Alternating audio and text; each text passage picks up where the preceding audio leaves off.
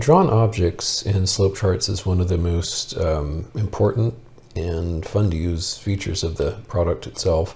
There are a wide variety of drawn objects which you can access here in the lower left in this tool palette.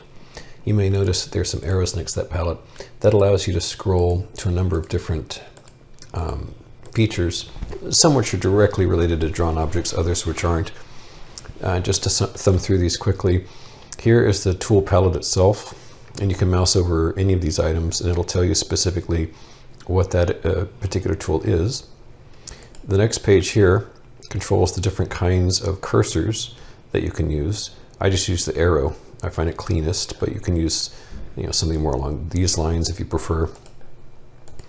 Over here is the chart style. These are your basic open, high, low, close bars, but you can change those to candlesticks or the Heikin Ashi chart and so forth. There's all kinds of different choices, or a percentage chart like so.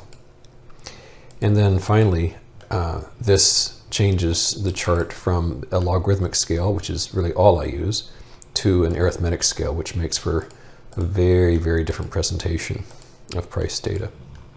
But as far as the drawn objects go, using them is simple. You just click on the choice and click on the chart, drag, and click again to release it. And that will lay the object down. That, of course, isn't a particularly useful one that I've just drawn, but this chart here already has a number of drawn objects. We have a couple of rectangles drawn with different colors. We've got a trend line down here. We've got a couple of Fibonacci retracement patterns. And these basically stick with the chart until such time as you delete them. And in your specific account, all the drawn objects for all the particular symbols you've drawn are retained. And generally speaking, by pointing to a drawn object, it'll tell you some basics about that drawn object, whatever is germane for that particular style of object.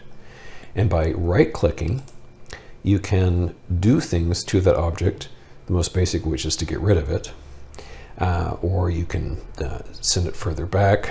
If it's in front of another object, you can change the color, you can change the style, and so on.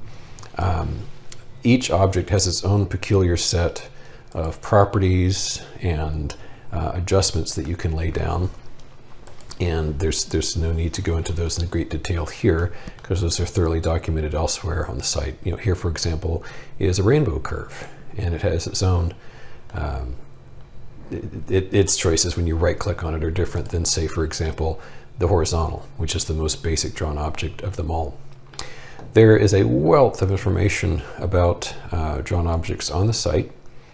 You can go to the Help menu, and you'll see here an entire submenu dedicated to nothing but drawn objects. And you might begin simply with the overview to get acquainted with what there is, and then you can drill down to the specific items that you want, like so, to look at not only what that particular item is all about, but also to see an example or two, as well as to see the parameters. So there's a tremendous amount of information about these. I would also point out that if you go to the Charts menu, you will see a guide to patterns, which isn't exactly about the drawn objects, but definitely plays into the kinds of topics that are related directly to drawn objects, because these all have to do with patterns within a given chart.